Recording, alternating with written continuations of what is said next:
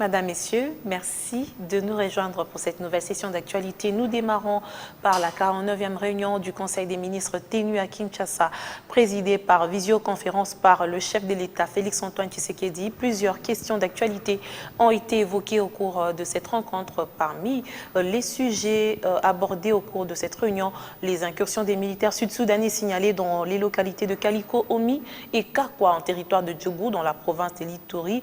Cette question préoccupe le gouvernement congolais. Au cours de cette réunion, le ministre de la Défense a fait savoir aux membres du gouvernement que cette présence des éléments du Sud-Soudan vient renforcer l'insécurité dans cette partie du pays, déjà en proie à l'activisme des groupes armés rebelles depuis plusieurs mois. Les forces armées de la République démocratique du Congo ne désarment cependant pas face aux incursions des mouvements rebelles pour défendre le territoire national. En même temps, l'armée continue à enregistrer également des redditions des autres groupes rebelles. Des instructions ont été données aux services compétents pour que la situation des candidats à la démobilisation et au désarmement soit traitée en toute urgence.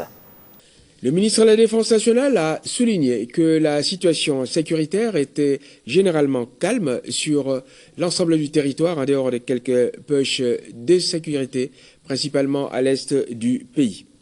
Parmi les situations particulières, on notera la poursuite des patrouilles mixtes police nationale congolaise et FARDC dans les grandes agglomérations et surtout sur la route nationale numéro 1.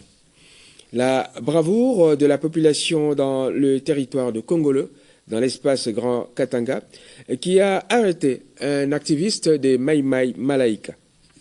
La pression exercée ces derniers jours par les FARDC contre les terroristes ADF et toutes les forces négatives dans l'opération délivrance de Mayangose a fait baisser l'activisme des terroristes ADF-MTM.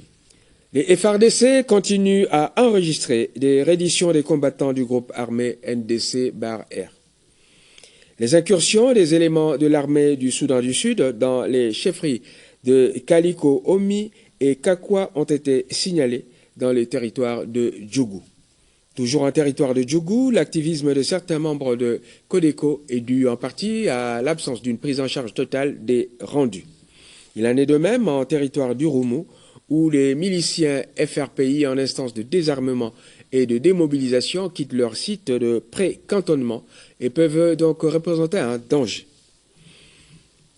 Des instructions ont été données pour que la situation des candidats à la démobilisation et au désarmement soit traitée en toute urgence.